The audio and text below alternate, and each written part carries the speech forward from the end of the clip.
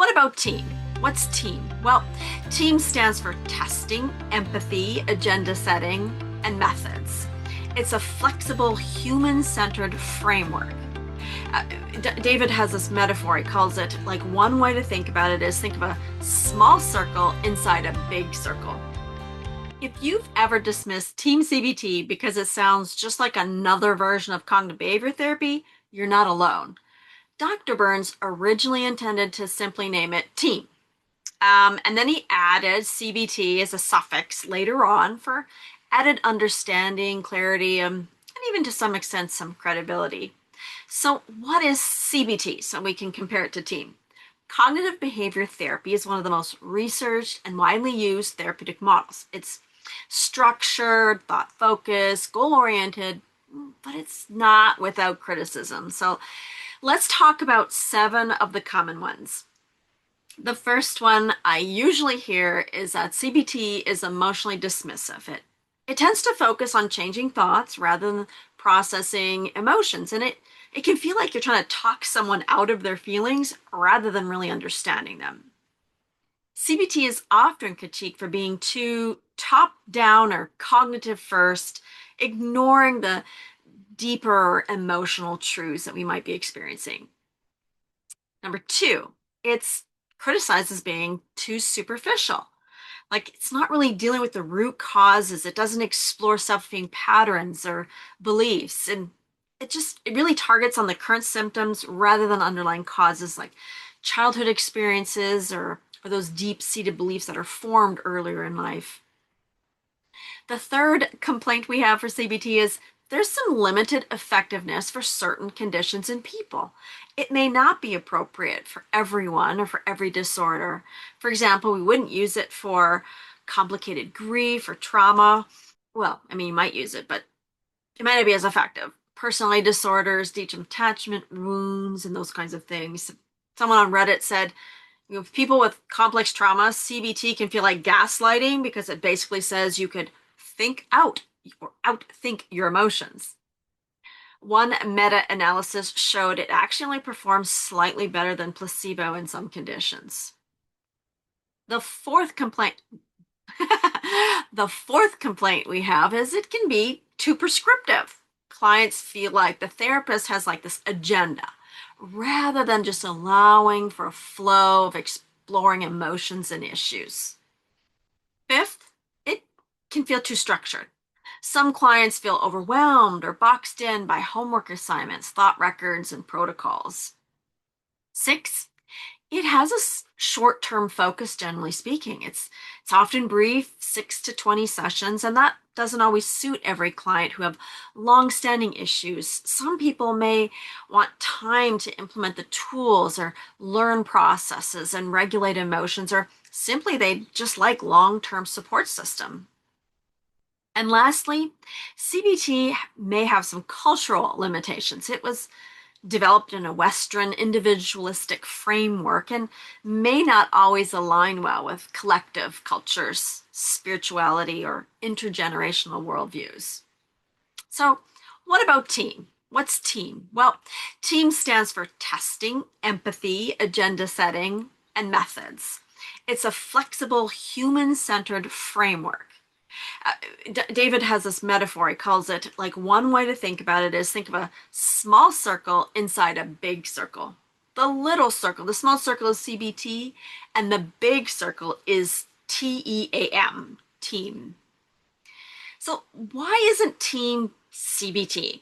Well, TEAM has a very specific method of testing. So CBT practitioners may or may not use surveys, but a TEAM therapist will always test. It's data driven. We need feedback before and after every session to make sure we're doing the right thing for this client.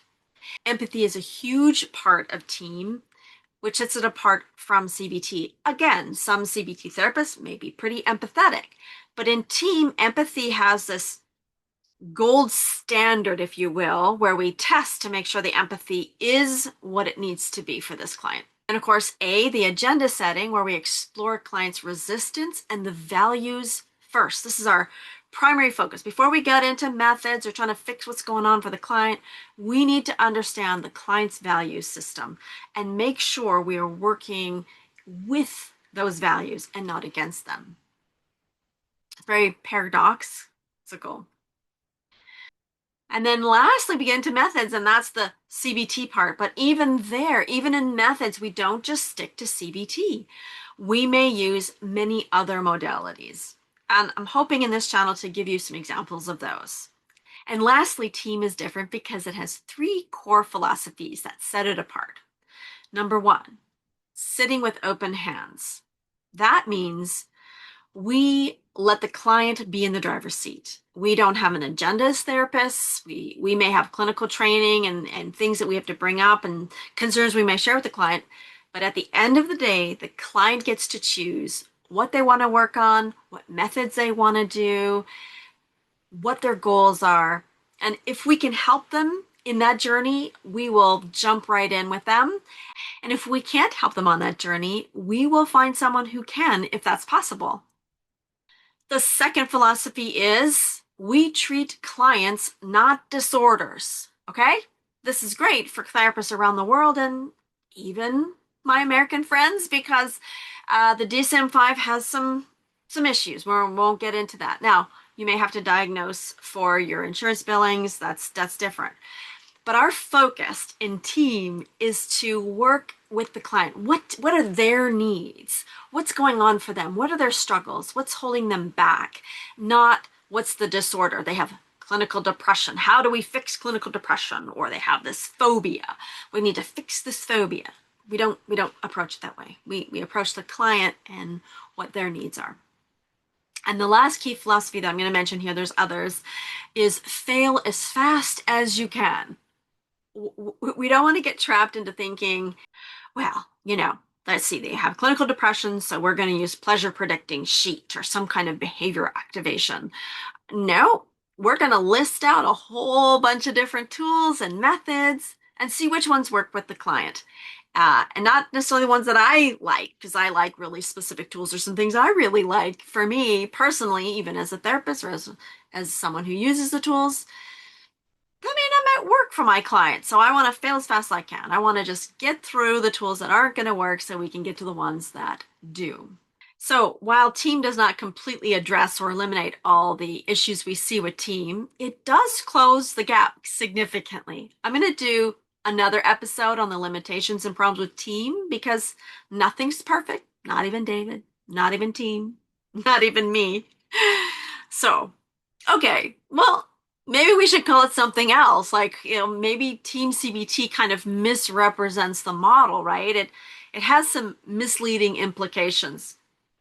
Practitioners and clients kind of undervalue team's broader empathetic strengths. The suffix CBT invites like an assumption of rigidity, like this is just going to be, it's going to just be this way, rather than it being a transformative process. Team is meant to be so much more than CBT conventions.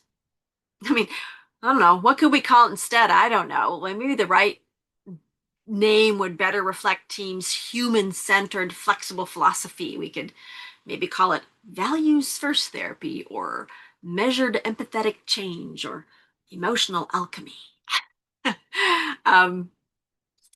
Either way, David Burns intended team to go far beyond CBT. The foundation of cognitions are connected to our emotions, along with the client in the driver's seat, is a key philosophy of team. That's what it's based on. But I don't know. Maybe it'd be nice to have a different name. I'd love to hear from you. Did team feel more like CBT as I described it? Does a name feel a little misleading to you? And how would you rename it? Please write your comments in below. Love to hear from you. And again, as always, we are all real people, even on YouTube.